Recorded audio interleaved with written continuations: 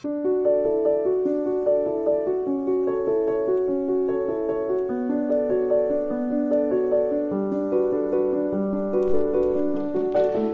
عليكم، معكم سكينة في بودكاست بين السكون والكلام. اختاريت هذا الاسم حيث فيه من سميتي، وحيث فعلا بين السكون والكلام كنحاولوا نقربوا اكثر لنفسنا. بصراحه هذه الخطوه ما كانتش سهله عليا، ولكن بعد الحاح كبير وتشجيع من الصديقات ديالي وبعض افراد العائله قدرت اخيرا ندير هذه الخطوه. هي صراحه كانت في بالي من زمان وانا كيعجبني نشارك افكاري، وفعلا كنشاركها. كنلقى راسي دائما كنكتب وكنعبر، كنصنع فيديوهات ستوريات من 2009، وانا دائما كنبارطاجي في فيسبوك في انستغرام.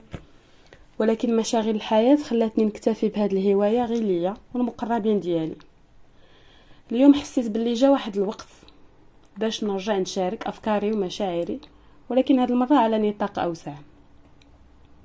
حيت بزاف ديال المرات كنقولوا راه حنا بخير غير حيت ولفنا نقولوها.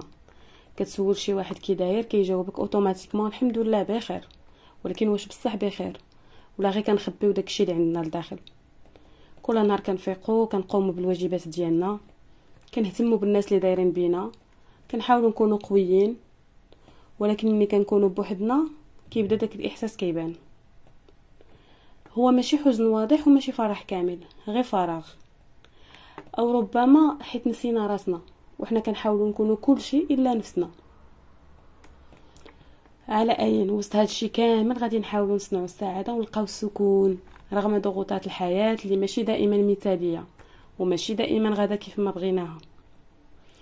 ومع الوقت كنحتاجوا نتعلموا نكونوا لينين مع راسنا ونتاقلموا مع الوضع اللي عندنا.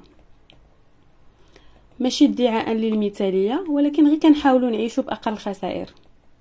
ان شاء الله غادي تكون هذه بدايه سلسله ديال مواضيع مختلفه نتقاسموا فيها الافكار والمشاعر، نحاولوا نفهموا راسنا اكثر خطوه بخطوه، وماشي غير في المواضيع الجاده ولكن حتى في اللحظات الخفيفه الطريفه في الحياه.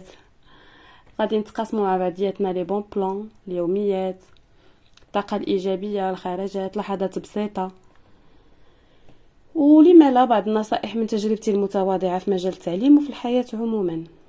وقبل كل شيء ضروري شويه ديال الضحك والنشاط.